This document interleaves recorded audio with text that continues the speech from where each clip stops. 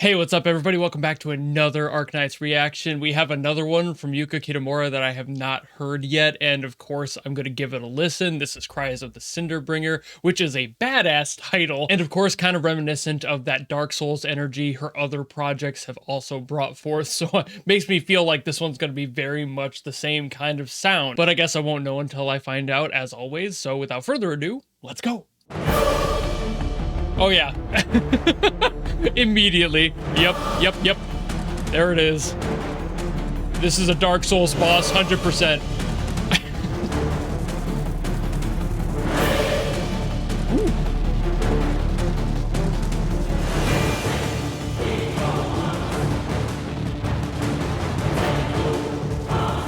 God, all that synth noise in the back too. Just that subtle sound underneath.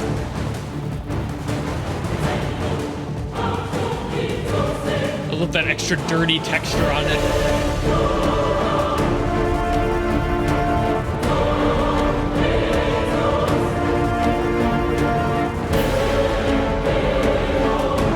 That crunchy harmony in there, dude. It's so uplifting yet so dark. Little harpsichord in there.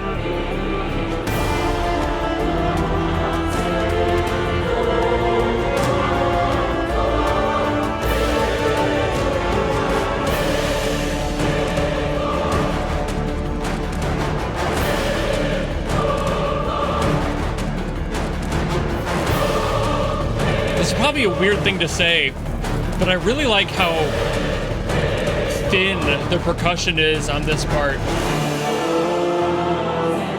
I feel like I would prefer more beef to it, but the mix is really supportive of it not being so big in this song.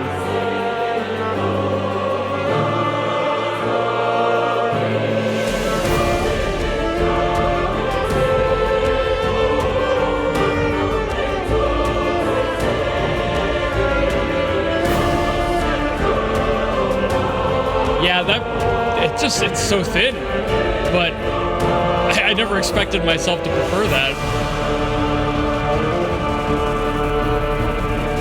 I think those synths are why.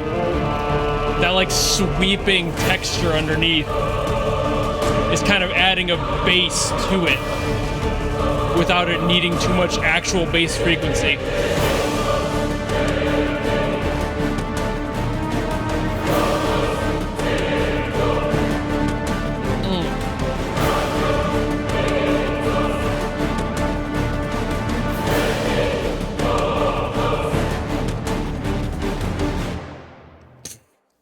Man, that was way too short. 250 is not enough time.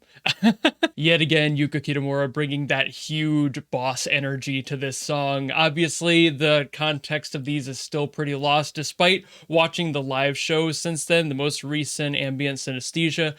I'm still not positive on the exact context of these songs, so while I do know where the story is kind of at this point, it's still a loss of like exactly what's happening in that scenario in that moment. But this is just big boss energy. She's just really applying this sound that she's familiar with and utilizing it for whatever big event is happening at this point. I know it's basically a giant war to an extent that's going on with these songs, and of course that fits this aesthetic very, very well. I think I'm just more surprised with myself not being as disappointed. I usually prefer having that big, heavy brass sound underneath it, lots of big body percussion with lots of reverb and a lot of room being taken up in the lower end, but this didn't do that and instead substituted it with that synth on the bass. There was still some low-end brass in there, but it was mixed a little bit tighter in the high end, and it didn't have as much of that resonance that I love to hear. So I think it's weird because my usual opinion is I want to have more bass.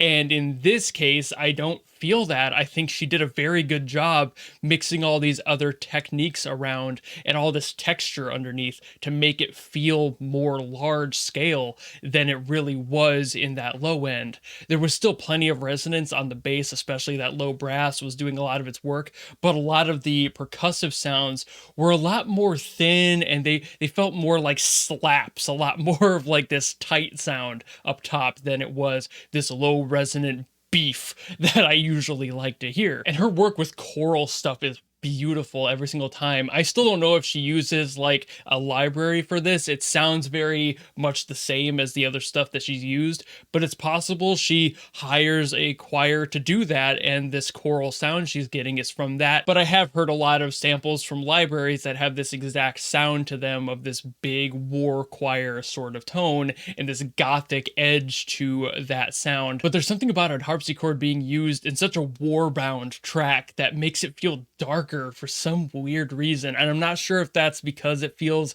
gothic to me or because it feels gothic that it makes the song feel darker as a result. I mean, the song itself is plenty dark. You have plenty of those crushed harmonies in there, just a lot of dissonance, a lot of that crunch. So much crunch. It's like a Rice Krispie treat. It's like the Snickers of sound. Let's go with that one. I like that. It's thumbnail worthy. That'll probably be the thumbnail tag. Yeah, and those are packed with peanuts. Packed! I suppose looking at it from the outside in, comparing it to something like a candy bar that is designed from the top down to work with different layers and have different textures in it to make that flavor profile work is similar to music. They're kind of similar to each other in a way like that. You have to have this balance, otherwise it'll taste awful or sound awful. And I think the main thing that's catching me with this one is that I really expected that low end to be heavier, but I didn't mind that it was. And that is a testament to how well she crafted everything up top to make it so sonically balanced compared to something where I'm like, man, that sounds a little thin. I wish there was more.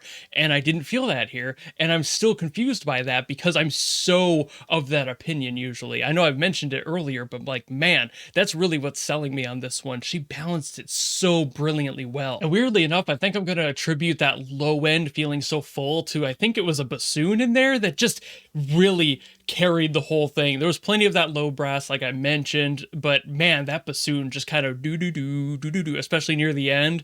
You just feel all that. It's obviously a very low instrument. It does hit that bass frequency, and it's like, okay, well, there's all that sound on there. Matching that with all that crunchy texture in those synths, it just is a perfect marriage. And it really does make the sound just compress on itself, and you don't feel like any frequency was ignored. It was just a really nice balance throughout. A lot of that in the post-production as well. The mixing was fantastic to blend all that together. It's the sort of sound that makes you feel the intensity it's intending to instead of losing it somewhere because it's distracting by trying to overcompensate in another sonic area. It didn't need any of that. And Yuka's work is brilliant on being able to manage that. She does so well at doing that. Every song she's done has done that so phenomenally well. And this is definitely no different. It's just another banger from Yuka Kitamura, and I hope they keep hiring her for more stuff because, man, she knows how to make that tone really sing, to make that choir really feel intense, and to make the moment feel like it's the absolute final countdown